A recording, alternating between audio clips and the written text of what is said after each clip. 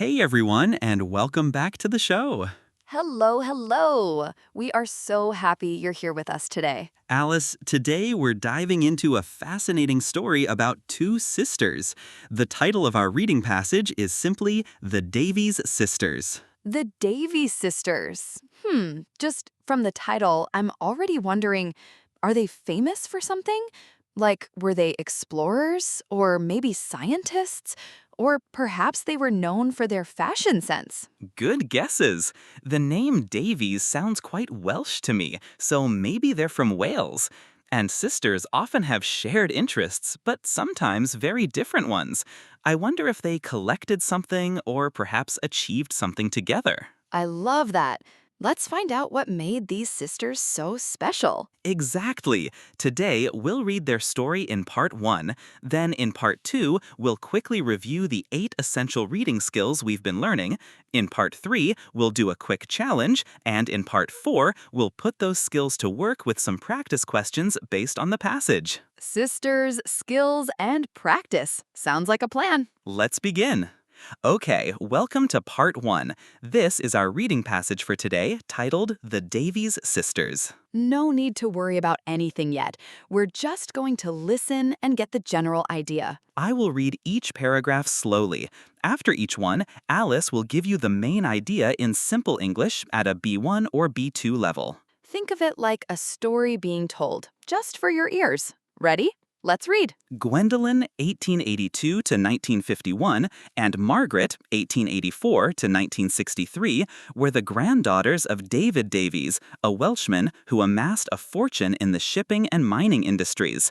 Their religious upbringing in rural Wales gave them a deep sense of social responsibility, and they chose to use their inheritance for cultural and philanthropic purposes. Okay, so paragraph A introduces Gwendolyn and Margaret Davies. They were sisters from Wales, and their grandfather was very rich from shipping and mining. Because of how they grew up, they felt it was important to use their money to help others and support culture, like art. Philanthropic means helping people, often by giving money to good causes. A key phrase here is amassed a fortune. To amass means to collect a large amount of something, especially money. So their grandfather amassed a fortune means he became very, very rich. Amassed a fortune. Very rich. Say it with me. Amassed a fortune. It's interesting how their upbringing, like their childhood, really shaped what they did with their money.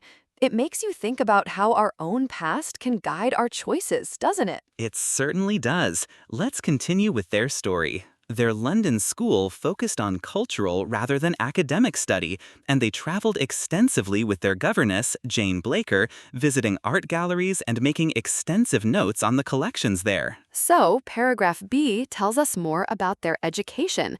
Their school in London taught them a lot about culture, like art and music, not just regular school subjects. They also traveled a lot with their teacher, their governess, and they visited many art galleries, writing down lots of notes about what they saw. Governess is a good word here.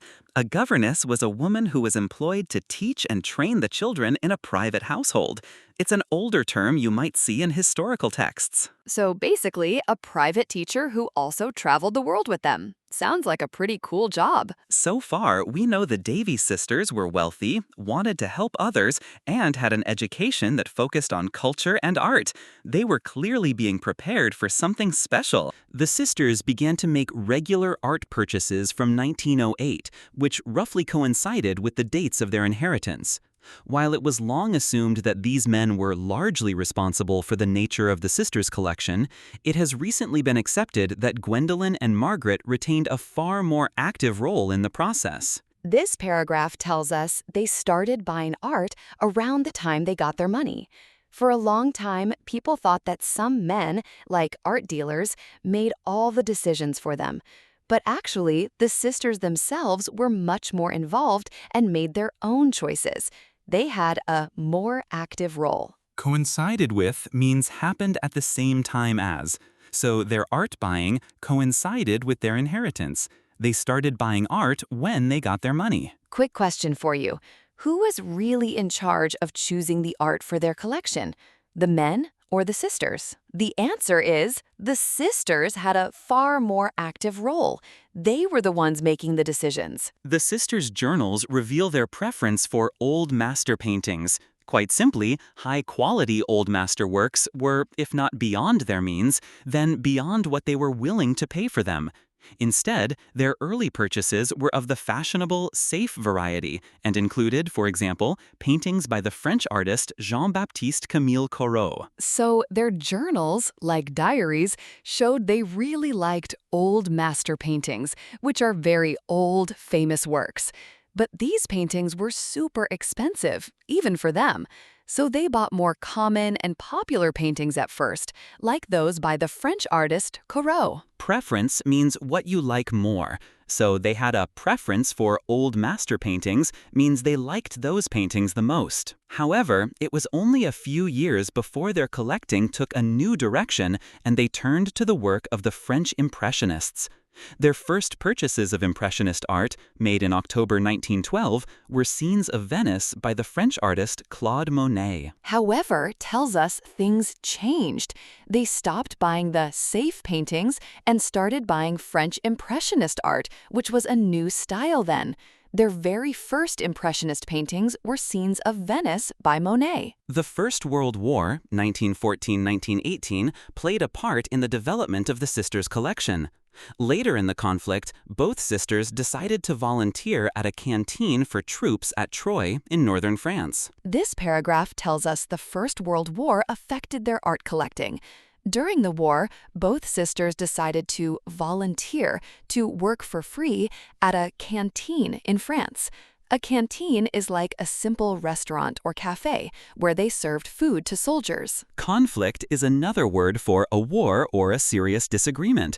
So, later in the conflict means later in the war. Yet, on one of numerous trips to nearby Paris, she visited the Bernheim-Jean Gallery. Here, she acquired two works by Cézanne, Provençal Landscape and the François Zola Dam. The paintings were shipped directly to Bath, England, where they became the first works by Cézanne to go on display in a public gallery in Britain. Even while working during the war, Gwendolen still visited art galleries. She bought two paintings by Cézanne, another famous artist. These paintings were sent to England and were the first Cézanne works shown in a public art gallery there. Acquired means bought or obtained. Commentators have often described the sisters as unlikely pioneer collectors. Much is made of their isolation in rural Wales and the fact that they didn't make friends with artists or gallery owners. Yet they didn't feel obliged to follow fashionable tastes and were free to pursue their own preferences. Paragraph H says that many people thought the sisters were unlikely art collectors. This means they weren't typical. They lived far away in Wales and didn't hang out with artists, but this was actually a good thing. It meant they didn't have to follow popular trends and could just buy what they truly liked. Pioneer means one of the first people to do something. So pioneer collectors means they were among the first to collect certain types of art. By the early 1920s, Gwendolen felt increasingly uncomfortable buying artworks when faced with the poverty and social upheaval created by the First World War.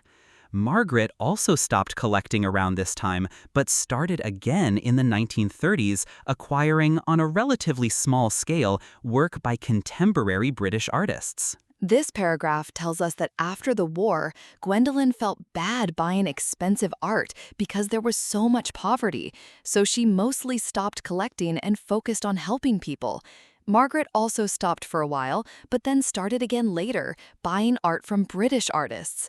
Social upheaval means big, difficult changes in society. The Gwendolen and Margaret Davies collection, donated in 1951 and 1963 respectively to the National Museum Wales, contains major examples of work by leading French Impressionists. In collecting paintings that they loved, the sisters created a lasting and meaningful cultural legacy for the people of Wales and beyond. The last paragraph tells us the final outcome. The sisters gave their amazing art collection to the National Museum Wales. Because they collected art they loved, they left a wonderful, lasting cultural legacy, something important that continues to benefit people for a very long time. Okay, that is the full passage, 10 paragraphs, but we kept it concise. Let's quickly remember the structure in case your mind wandered anywhere along the way. Paragraph A, introducing the sisters, their wealth, and their values. Paragraph B, their cultural education. Paragraph C, they started collecting and made their own choices. Paragraph D, they liked old masters, but they were too expensive, so they bought popular art first. Paragraph E, they changed to Impressionist art. Paragraph F, the First World War and their volunteering. Paragraph G, Gwendolyn bought Cezanne paintings during the war. Paragraph H, they were unlikely collectors, free to follow their own tastes. Paragraph I, Gwendolyn stopped collecting after the war, Margaret restarted later. Paragraph J, their collection was donated and became a lasting legacy. So, that was our reading passage. How did you feel? Did you catch most of it? If you didn't catch everything, that is completely normal. The goal was just to get the general shape of each paragraph, the main points. From wealthy sisters to art collectors with a social conscience. If you remember that general story, you've already done something very useful. And now we are going to quickly review the 8 skills that help you read any passage like this faster and more confidently. Let's go to part 2. Welcome to part 2. This is where we quickly review our 8 reading skills. 8 skills you can use in your next IELTS exam, or even in your everyday English reading. Are you ready? Let's begin with skill 1. Okay, skill number 1, David? Skill number 1, skim the whole passage first before you read carefully. Skim? You mean read it fast? Yes, very fast. Don't stop for difficult words. Just get the general idea of each paragraph. So for our Davies Sisters passage, it was like introduction, education, early collecting, impressionists, war, legacy. Exactly. And once you know that general flow, finding answers becomes much faster. That makes a lot of sense. I always used to read the whole thing first. No more. Here is a tip. When you skim, only read the first sentence of each paragraph. That sentence usually tells you what the paragraph is about. Say this with me. Skim first. Skill number 2.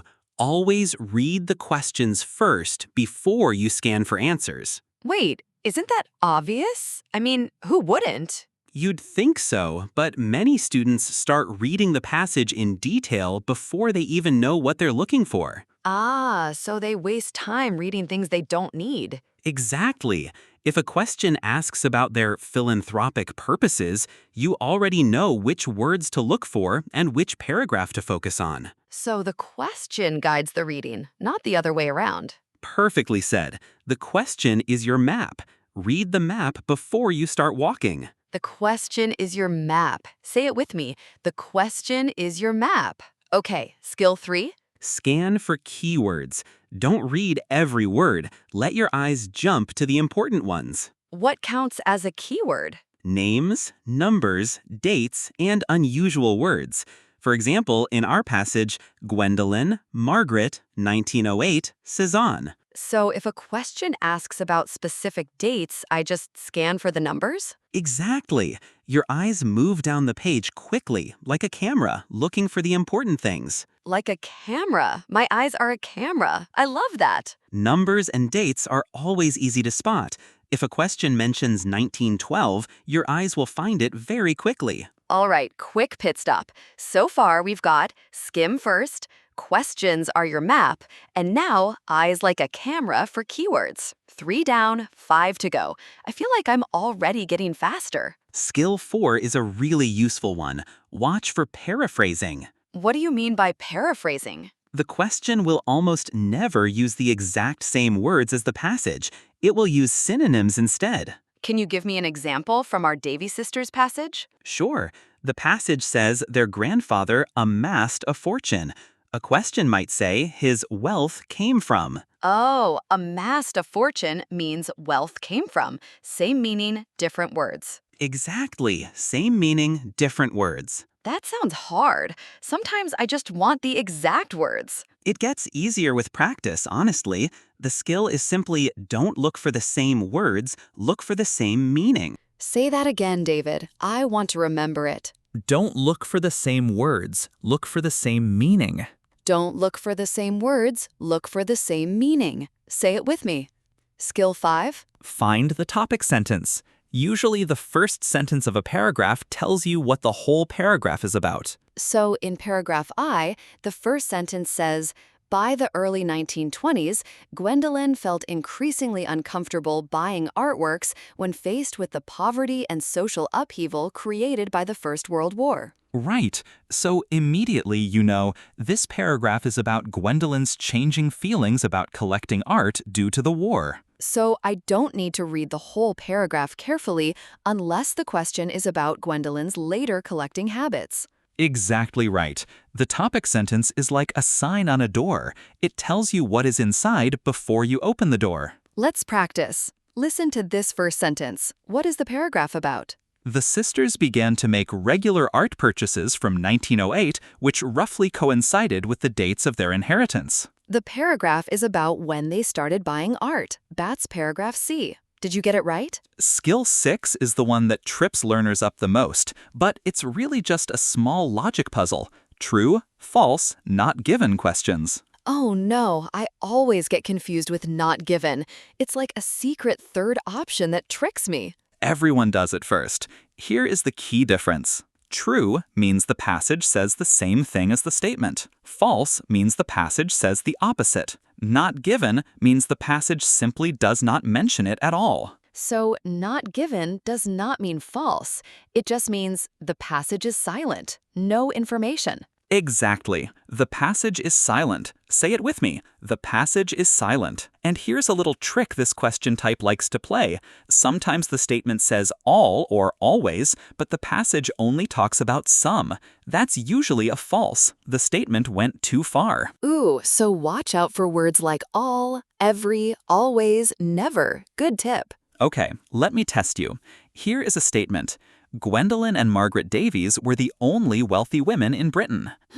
The passage says they were the wealthiest unmarried women, but it doesn't say they were the only wealthy women, so that is not given. The passage is silent on whether other women were also wealthy. Correct. Now try this one. The Davies sisters bought French Impressionist art at a time when it was very popular. The passage says they were unlikely pioneer collectors and that this art was routinely ignored, so the statement is the opposite of the passage. So the answer is false. Perfect. You just used skill 6 correctly. Skill 7? Manage your time. If one question is taking too long, skip it and come back later. But isn't it bad to leave a question unanswered? I feel like I have to get every single one. It's worse to spend 5 minutes on one hard question and lose time for 5 easy ones. Oh, so one hard question can cost you many easy points? That's a trap. Exactly. Always guess something, mark it, and move on. You can come back at the end if you have time. A good rule of thumb, roughly 1.5 minutes per question. If you're still stuck after that, move on and come back later. And our last skill, skill 8, guess unknown words from context. You will never know every word, and that is completely normal. Oh, that is so good to hear. Sometimes I just get stuck on one word and freeze. For example, imagine you don't know the word philanthropic in our passage, but the sentence says they chose to use their inheritance for cultural and philanthropic purposes because of their deep sense of social responsibility. So I can guess philanthropic must be something good related to helping society or others because of social responsibility. I don't need the exact definition. I just need enough to answer the question. Exactly. Context is the words around the unknown word. Use those words as clues. Say this with me. Use context clues. And that is skill 8, and all 8 skills done. Wow, 8 skills. That was a lot, but I feel much more confident now. You should. These are real practical skills that every good IELTS reader uses. And the important thing is, these skills work together. Skim, read the questions, scan for keywords, watch for paraphrasing, topic sentence, true, false, not given, time management, context clues. They are a team. All 8 working together. Let's go review them quickly. Before we move on to part 3, David, where can students practice these reading logic skills? Definitely check out IELTSlogic.com. It offers full reading passage breakdowns, listening practice, and speaking logic chain training. That's awesome! Built by system architects to sharpen your analytical thinking. Visit IELTSlogic.com today. Welcome to part 3. Quick review. No pressure, just a fun recap. I'm going to quiz you, Alice. Let's see how many of the 8 skills you remember. Oh, a quiz. Okay, I'm ready. I think I got them all this time. All right, Alice. Skill 1. What's the very first thing we should do with a passage? Read every single word super slowly? Ha, no, that's the opposite. Skim first, get the big picture. Right. Skim first. I knew that. Okay. What about skill 4? That's the one about not looking for the exact same words. Oh, that's paraphrasing. Look for the same meaning, not the same words. Excellent. And skill 6, the tricky one, true, false, or... Not given. The passage is silent. You got it. And how about skill 8, our last one? What do we do with unknown words? Use context clues. Guess from the words around them. Fantastic. You actually remembered almost all of them, even with my trick question. Now, if you feel like it, try saying all 8 out loud yourself. No pressure. Even remembering 4 or 5 is great. However you did, that is genuine progress. 8 skills reviewed, quickly and clearly. Remember, you don't need to memorize the names. You need to do them. Skills are actions, not words. Alice, a quick reminder for our listeners before we head into part 4. Yes, for complete reading sentence analysis, synonym replacements, and solution pathways, head over to IELTSlogic.com. It's designed by IELTS experts to help you build clear logic. Check out IELTSlogic.com and boost your score. Now, the most important part, putting the skills into action. Let's go to part 4. Welcome to part 4, practice time. We are going to use our passage about the Davies Sisters. Remember, the one about their wealth, their art collecting journey, and their legacy, and we will ask you real exam-style questions. Try to answer before we give you the answer if you can. Say it out loud if you like. No pressure though, just listening carefully works too. After each question, we pause. Then we go back to the passage, look at the exact line, and explain the answer. Question 1. Complete the notes. Their grandfather's wealth came from and transportation businesses. What is the missing word? Let's look back at paragraph A. It says David Davies amassed a fortune in the shipping and mining industries. So, his wealth came from mining and transportation businesses. The missing word is mining. This was a keyword scan, pure and simple. Question 2. Complete the notes. There was designed to give them an interest in activities such as collecting art. What is the missing word? For this one, let's go to paragraph B. It states, their London school focused on cultural rather than academic study. The question paraphrases London school and cultural study as their education. So the missing word is education. Question 3. Complete the notes. They took lengthy about the things they saw in art galleries. What is the missing word? This is still in paragraph B. It clearly says they were making extensive notes on the collections there. So the missing word is notes, another direct keyword match. Question 4. Complete the notes. There showed they liked old master paintings, but they were expensive to buy. What is the missing word? Let's find this in paragraph D. The passage reads, the sisters' journals reveal their preference for old master paintings. The word we need is journals. Question 5. Complete the notes. The first Impressionist paintings they bought showed places in what? This is in paragraph E.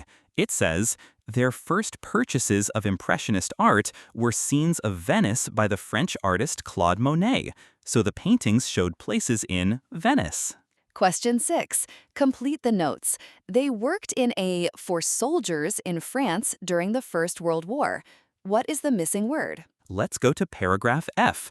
It mentions that both sisters decided to volunteer at a canteen for troops at Troyes in northern France. So the missing word is canteen.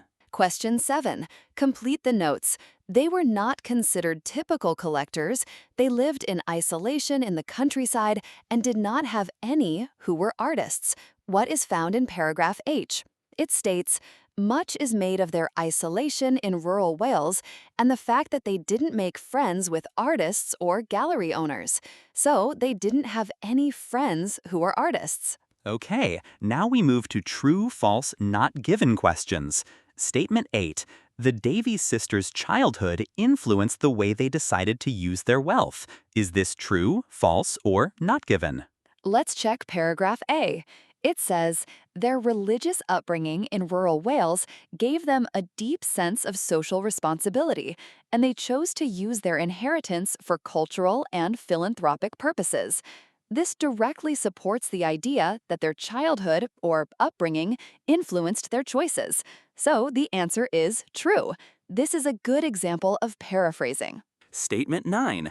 The Jean-Baptiste Camille Corot paintings in the Davies Sisters collection were purchased from a gallery in France. Look at paragraph D. It mentions Corot's paintings as part of their early purchases of the fashionable, safe variety. However, the passage does not mention where these paintings were purchased from. It only says Corot was a French artist, so the answer is not given. Statement 10. Hugh Blaker opposed the Davies sisters' decision to buy art by French Impressionists. Is this true, false, or not given? Let's go to paragraph E. It says, we know that Hugh Blaker, as a champion of contemporary French art, had a hand in the decision. If he had a hand in the decision and was a champion of the art, he clearly supported it, not opposed it. Therefore, the statement is the opposite of the information given. The answer is false. Statement 11. The exhibition of Cézanne paintings at the Bath Gallery was very popular with the public. Is this true, false, or not given? In paragraph G, it states that Gwendolen's Cézanne paintings became the first works by Cézanne to go on display in a public gallery in Britain. This confirms they were displayed, but the passage does not mention anything about how popular they were with the public, so the answer is not given. Statement 12. The impact of the First World War encouraged Gwendolen to reconsider her interest in collecting art. Is this true, false, or not given? For this, look at paragraph I. It clearly says, by the early 1920s, Gwendolen felt increasingly uncomfortable buying artworks when faced with the poverty and social upheaval created by the First World War. Her philanthropic pursuits then became focused almost exclusively on social causes. This shows the war made her change her mind about collecting art, so the answer is true. This is another example of paraphrasing. And finally, Statement 13. The Davies sisters bought French Impressionist art during a period when very few people were doing so. Is this true, false, or not given? Let's look at paragraph J, the very last one. It says, the sisters collected French Impressionist paintings at a time when such art was routinely ignored by individuals and institutions alike. Routinely ignored means very few people were doing so. So this statement is directly supported by the passage. The answer is true. Okay, we just went through all 13 questions. David, let me ask, what skills did we actually use today? Great question. Let's see. First, keyword scanning was huge for those fill-in-the-blank questions. We found mining, notes, journals, Venice, and canteen just by spotting specific words. Right, like grandfather's wealth leading us to mining industries. Then, paraphrasing. That was key for the true-false questions. For example, childhood influenced became religious upbringing gave them a deep sense of social responsibility. Or routinely ignored became very few people were doing so. And don't forget not given. We saw that when information wasn't there, like where they bought the Corot paintings or how popular the Cézanne exhibition was, the passage was silent. Absolutely.